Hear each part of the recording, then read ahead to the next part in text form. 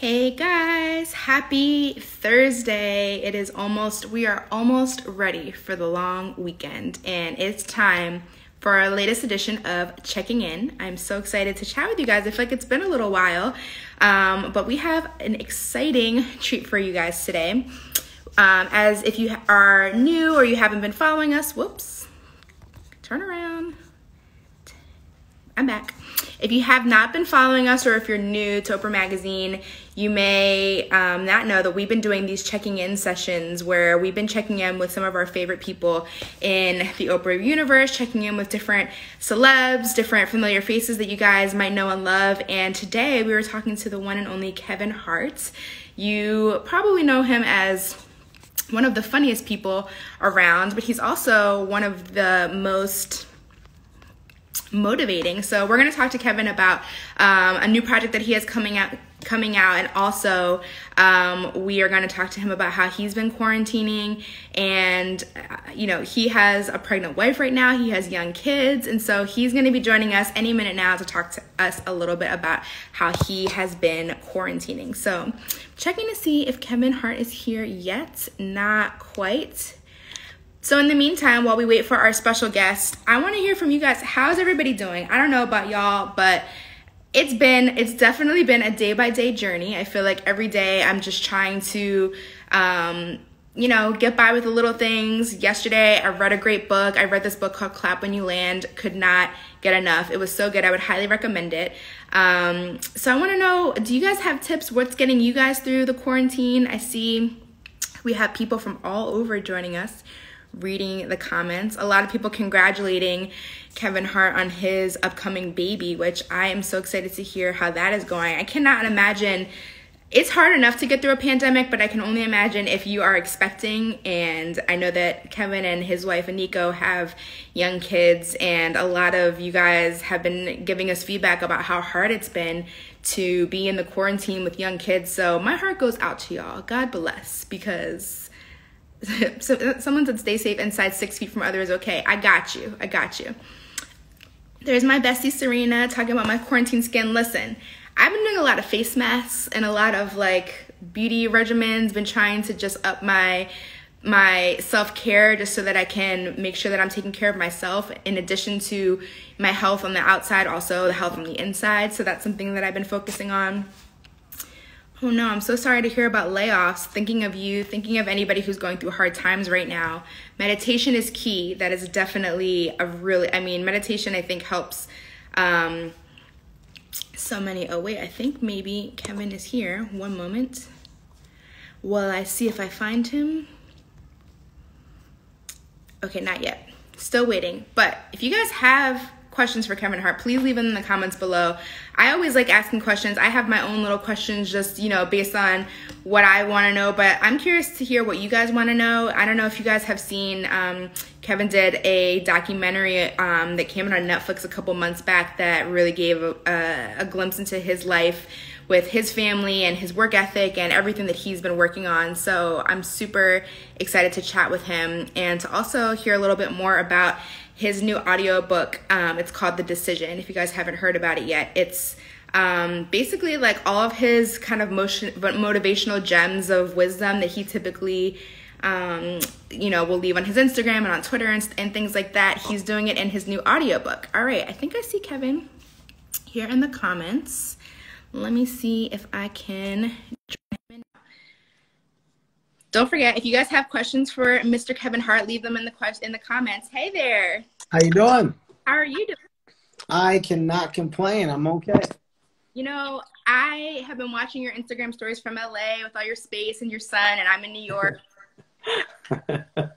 Is the weather bad? Has it been cold there in New York? It's been nice. I can't complain, but I feel like there's all these memes about New York quarantine versus LA quarantine, and you got your best life. So I'm just here in my little apartment. I gotta get. But it's well, I will tell you, I will not complain. I'm not complaining about the sun. Definitely some good time being spent with the fam that I am extremely lucky to be spending with them. It's been forever since I've had this type of time. So I've embraced it, made the best out of it. Yeah, I was gonna So, we've been doing this series checking in with some of our favorite people in the Oprah universe. So tell us a little bit, for anyone who doesn't know, the quarantine situation, and how have you and the family been, staying busy and spending time together during this? First things first, I mean, I think I've gotten taller, so let's address that. Since quarantine, I'm definitely 5'5". I've definitely cracked 5'5" since quarantine. No, I think our days are pretty consistent. You know, I wake up in the morning, go to the gym. After going to the gym, spend time with my little one. Then I'm on the computer all day, Zooming, having virtual meetings with staff, studios, etc. Just trying to figure out our moves for after dinner, lunch with the fam. I think it's a system now that we've fallen into. Doing what I'm told. I got a pregnant wife in here, so I don't want to piss her off. So I'm making sure that I make her happy and keep her in good spirits, and kind of giving my kids the assist that they need when it comes to the homeschooling, just being available, being present, and trying to be in a good thinking space, trying to write, create, do as much as I possibly can. Yeah, I know, you lift so many people's spirits on social media and through your comedy, and now with your upcoming project, which we'll talk a little bit about. But aside from your kids and your family, what's been lifting your spirits right now? Are you watching anything, or is there any books that you've been reading that has helped you to get through this time? You know what? I'm really focused on this me versus me kick that I'm on right now. So yes, there's some TV, a couple shows that we locked into. I know Ozark. That was an amazing show. We watched that. I watched Top Boy. We got into that pretty heavy. I think it's called Farah, something like that. I forgot. There's another show. It's another Netflix show that we got into. So I try not to go too heavy, though, with the TV. I don't want to consume too much of my time. So the me versus me kick that I've been on is trying to surpass where I was, where I am. And that's just from a health and wellness standpoint, but also from a creative standpoint, trying to make sure that I'm checking as many boxes as I possibly can. So I've been doing a lot of writing, trying to figure out what the next version of a TV show is, trying to figure out what the next movie that I can be a part of the producing side as well as the acting side, trying to figure out this next version of stand-up, what it will be, trying to think about life after pandemic and the best way to address and approach it. So to be a creative person, you got to be in a creative space, so you try to maximize your potential in doing that, and that's what I've done over the several weeks that we've had. Yeah, and I think it was almost probably like a year ago now that you were in an accident. I know that you had you've been recovering this past year, so how are you doing? Do you feel like you're getting back to almost at 100%? Yeah, I'm pretty close. That's another thing with the me versus me attitude. I think where I was before the accident, I was in great shape, really taking care of myself. But to get into that accident, be blessed enough to still be here and be a husband and father and friend to so many, I think that I owe myself a service to try to surpass that version. I can do better. So, that's the kick that I've been on. So I'm probably at like 98%. I'll call it 110 when I feel like it's 110. But by the summer, I should be able to reach my fitness goals, and then we'll see what happens after. You're just like a motivational nugget a minute, like every in your new book. Tell us about, well, I love that in the beginning of the audiobook you explain, you're like, it's not really a book, but it is an audiobook. So tell us a little bit about what the decision is and what motivated you to release it during this time. What it is, it's basically, it's information. I feel like in today's time, the one thing that people don't do enough of is sharing information. We don't volunteer it. There has to be an ask for there to be a tell. And when you think about it, that's the one thing that really stands in the way of success. People have the ability to be successful, but some people just don't know the road to take or what to do when they get there. So the decision is taking responsibility for you, your actions, your movements, and your decisions. You can make a right or left. You can go straight. You can make U-turn. You can go over the bridge, under the bridge. It's ultimately you. So what I wanted to do was be transparent with my life, my journey to where I am now, and give you all of the decisions that had to take place in doing it. And what you realize is that it's okay to fall.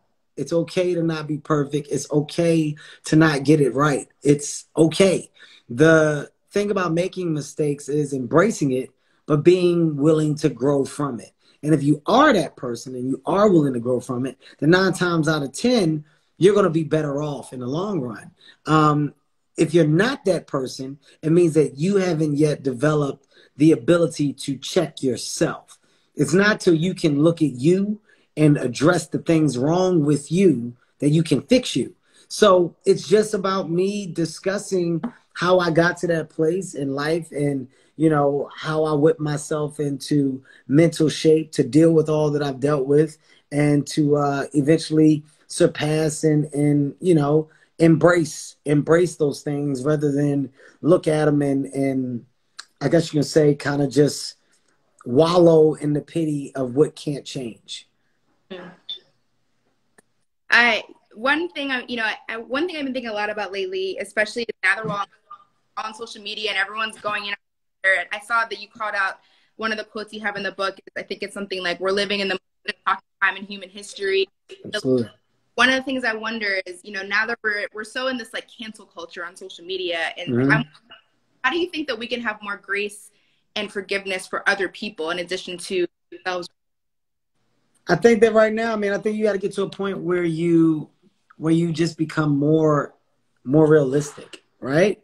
And what I mean by being realistic is, it's back to what I just said. Nobody's perfect. Nobody's going to be. This whole idea of a cancel culture means that you're living in a time where we're just expecting perfection, as if, people don't slip and fall down the steps, or if everybody walks straight all the time. You stumble, you trip over things you don't see. Sometimes you turn around and go a direction that you didn't think would lead you on a path that it seemed to do. It's weird to really hold people at a level that they never asked to be held at. You gotta learn. You gotta learn to act accordingly. You gotta learn to carry yourself, in a professional manner and respectful manner. And that's things that's discovered within life. If babies came out with all the knowledge, then what's the point of going from age 1 through 21? You get to 21 and there's a celebration about you now being an adult, because you spent those years being a kid doing the things that a kid's supposed to do. So you can't hold me accountable for my kid and childish behavior. At 21, when I'm now an adult, well, from 21 to 30, I was a young adult. So I didn't know what life was going to be like as an old adult. So I messed up as a young adult. You can't be, we can't be so persistent with the search and find and destroy. Although some things are warranted, and I understand, it's just us as people getting smart enough to go, you know what? Whatever has happened, but people deserve an opportunity to move on. Life isn't over because people say it is. Yeah. That's not how life works. And that's kind of what's been happening as of late. It's almost as if people determine when your end button is been pushed. That's not how it fucking works. It's never been the lay of the land or the way of the land. So we need to lose that attitude and that feeling and let people grow. Plain and simple. That's real. And I think that gets lost a lot on social media. So I hope everybody in the comments is listening, because social media, and I talk about this in one of my chapters in the decision. It's social media has mentally warped people, right? It's mentally warped people into feeling like that's what the world is saying. You got to understand, when you read comments and you develop this level of insecurity, is based off of the thought or feelings of 10 to 30 to 100 or 200 people. Let's call it 1,000 people if you're somebody out there with a lot of followers. I'm probably at 170 to 80 million followers complete all over social media. So my comments range in that 20, 30,000 range all over. 30,000 people are a blimp of what the world is. That's an inkling. So when you're talking about 50 or 100 negative things that you've let affect you, you're now mentally warped. You're walking outside with a feeling of what other people are thinking that aren't even worried about you, because you predetermined this. You've put it in your head that this is what the world is saying. Look, and it's not true. It's not real. It doesn't exist. So if you are on social media, embrace it for the good and not the bad. There's advantages to it and there's disadvantages to it. You're living in a negative time where people love to talk shit. People love to be negative. But guess what? They also love to be positive. But we only talk about the negative. And as people, you got to ask yourself that. Why? Why are we only speaking about what's bad? There was a black man in Atlanta who did an amazing gesture of paying off student loans for the class of such and such, right? It was a conversation for about a day and a half. But then later on, blogs put up a story about said individual cheating with said individual and what? And it was the biggest story for weeks because we choose to embrace the negative. There's tons of positive that can replace it. As people, you got to make the decision to say what gets your feedback and your energy and your time. If you're giving a negative your time, ultimately, you are influenced and enhancing negative behavior, which will then become your behavior. It's a chain of events. So it's not as if I'm saying things that are profound and as if I'm a prophet. I'm saying what we all know. This is very simplistic information. But because of my personality, because of where I am in life, I choose to deliver the message in a way that nobody else has or probably can. So that's what my Audible original, The Decision, is about. It's this type of information. Self-check. I can't continue to blame other people for my shit. And that's what other people enjoy doing. We enjoy blaming others. Yep. I didn't do that because of this. I would have did it, but such and such didn't tell me. Nobody woke me up. That's why I overslept. Nobody told me that we was going to do this again. It's always somebody else. Yep. Yeah. That's real. And I think that like a lot of messages in your book, it's going to be the type of thing where somebody might listen now and a lot of what you say won't hit them until later. Or there will be certain pieces that stay with them now. But, you know, it's all when you're ready to receive it. And not everyone's always going to be ready to receive the message. And but the good news about it is, you know, when I say, you know, this is a book for you, I mean that. Yeah. By that, I mean, this isn't a do what I do book. This isn't a live like me. This is how you have to do it, else it's not going to work. That's not what this is about. This is me giving you a different lens to look through. This is me giving you a different POV. And you can then take that POV and you can assess it and you can see if it's something that may work for you or may not. But at least you have the information. Yeah. And what I see in people is it's such a bad thing because they think it's a cool thing to withhold. Something as small as sneakers. You can see a person with a pair of sneakers on that you've never seen. Hey, man, where'd you get those sneakers? So many people go, I'm telling you. So real. You gotta figure that out on your own because they want to be the only one with the sneakers. Why? What happens if more people have the sneakers? What does that do to you in your moment with the sneakers? Mm-hmm. So that sneaker analogy is one that can be associated with business on the highest level. Hey, man, how did you get vending machines? I would love to know how. You got to figure it out. Why?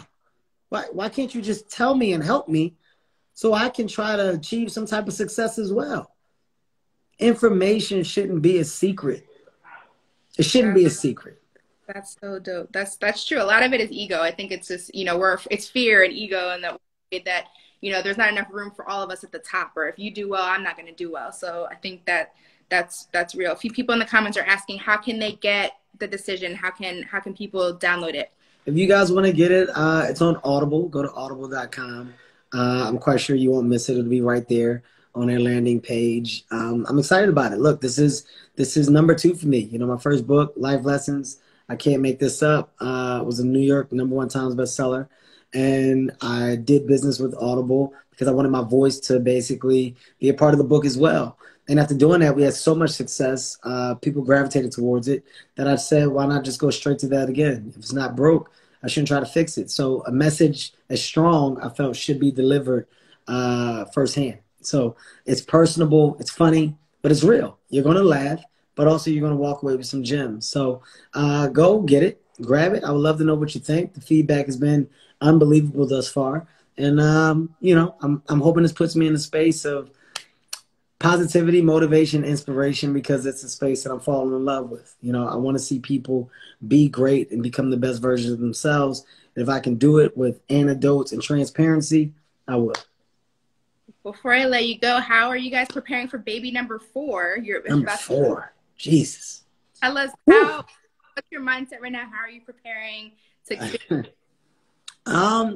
I'm excited, first and foremost. You know, I mean, another baby is unreal. I had no idea that I would be a family of 6, you know, when I was a little kid coming out of North Philadelphia. This is not a dynamic that I was raised in. It's not something that, you know, was sought after because my parents weren't together. It was just me and my brother. And my brother was in the Army, and I was home, and it was just us. So it's not like I come from a major, big family and a big household. So to be creating that and changing the direction of the last name Hart and have my kids have the opportunity to associate family with memories of being together, you know, brothers and sisters, mom, dad, stepmom. There's so many things that go into it, but ultimately it's together. So if I can do a great job in keeping this unit and putting water on it so that it grows, then everything that I've done thus far and what I've worked hard to have will mean something because that last name lives on. So I want these generations to last, and I want to leave them something in return. legacy? That's it, Well, legacy. to leave our followers with one last positive thing, what's the last thing that made you laugh? Last thing that makes me laugh? Man, that's not fair. That's every day. Kenzo, man. My son's newest thing is, "What's up, man? What we into?" That's his newest thing. So he hears me on the phone. So what we getting into? I say a lot. Hey, what we getting into today? Give me a rundown of my day. Like it's constantly, I'm always saying what we get into. So his thing is, "What's up, man? What we into?" And it just makes me laugh. It makes me laugh. That little boy makes me laugh so much. That's so. Well, congratulations on the new book and on the expansion of the family, and we're so excited for you. Thanks for joining us today. Thank you. I appreciate you. And to everybody that tuned in, thank you guys so much. Go get your copy of The Decision on Audible. I appreciate you. I love you. And we'll get through this. Listen, what you can't change, you can't change. So let's focus on the things that we can. And that's our movement afterwards. All right? Yeah. All right. Bye-bye. Bye.